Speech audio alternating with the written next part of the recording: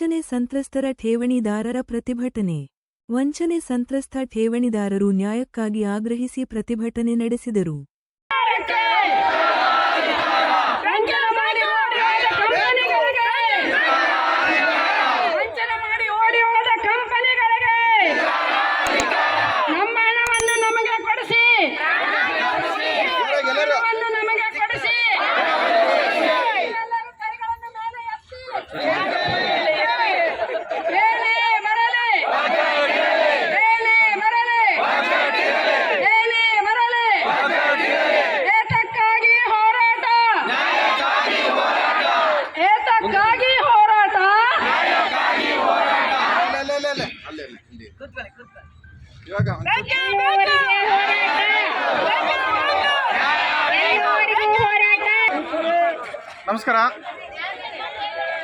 ನಮಸ್ಕಾರ. ನನ್ನ ಹೆಸರು ಅಪ್ಪಸಾಹೇಬ್ ಬುಗ್ಡೆ, ಟಗಿಪಿಡಿ ಜಮಕರ್ತ ಪರಿವಾರ ಸಂಘಟನೆಯ ರಾಜ್ಯಾಧ್ಯಕ್ಷ.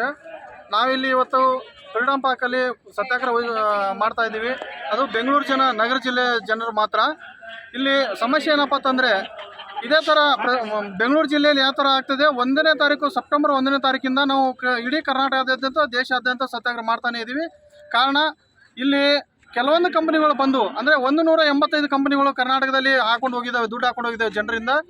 ನಮ್ಮದು ಗ್ರಾಹಕರು ಇದ್ದಾರೆ ಸಾಕಷ್ಟು. ಇಲ್ಲಿ ಸುಮಾರು ರಾಜ್ಯದಲ್ಲಿ, ಕರ್ನಾಟಕ ರಾಜ್ಯದಲ್ಲಿ 2.5 ಕೋಟಿ ಜನ ಗ್ರಾಹಕರು ಇದ್ದಾರೆ. ಆ ಗ್ರಾಹಕರಿಗೆ ಮೋಸ ಆಗಿದೆ. ಎಲ್ಲ ಇನ್ವೆಸ್ಟ್ಮೆಂಟ್ ಕಂಪನಿಗಳು ದುಡ್ಡು ಹಾಕೊಂಡು ಹೋಗಿದ್ದಾವೆ. PHL ಇಂಡಿಯಾ ಲಿಮಿಟೆಡು, ಸಮೃದ್ಧಿ ಜೀವನ, ಅಗ್ರಿಗೋಲ್ಡು, ಕಲ್ಪ್ತರು, ಸಾಯಿ ಪ್ರಸಾದ್, ಗರಿಮಾ, ಈ ಥರ ಎಲ್ಲ ಕಂಪ್ನಿಗಳು. ಈ ಕಂಪ್ನಿಗಳಿಗೆಲ್ಲ ಕಂಪ್ನಿಗಳೆಲ್ಲ ದುಡ್ಡು ಹಾಕೊಂಡು ಹೋಗಿದ್ರಿಂದ ಮೋಸ ಮಾಡ್ಕೊಂಡಿದೆ. ಅದರ ಆಸ್ತಿ ಎಲ್ಲ ಸರ್ಕಾರದ ವಶದಲ್ಲಿದೆ.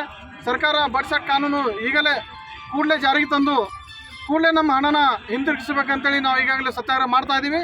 ನಮ್ಮ ಬೇಡಿಕೆ ಅಷ್ಟೇ, ನಮ್ಮ ಗ್ರಾಹಕರ ದುಡ್ಡು ಆದಷ್ಟು ಬೇಗ ಹಿಂತಿರುಗಿಸಬೇಕು. ಈಗಾಗಲೇ ಬಡ್ಸಟ್ ಕಾನೂನು 2019ರಲ್ಲಿ ರಚನೆ ಆಗಿದೆ. ಇದು ವಿಳಂಬ ಆಗ್ತಾ ಇದೆ. ನಮ್ಮ ದುಡ್ಡು ನಮಗೆ ಹಿಂತಿರುಗಿಸಬೇಕು. ಏನು ಕಂಪ್ನಿ ಮಾಲೀಕರಿದ್ದಾರೋ ಅವರಿಗೆ ಗಲ್ಲು ಶಿಕ್ಷೆ ಆಗಬೇಕು. ಇದು ನಮ್ಮ ಬೇಡಿಕೆ ಇದೆ.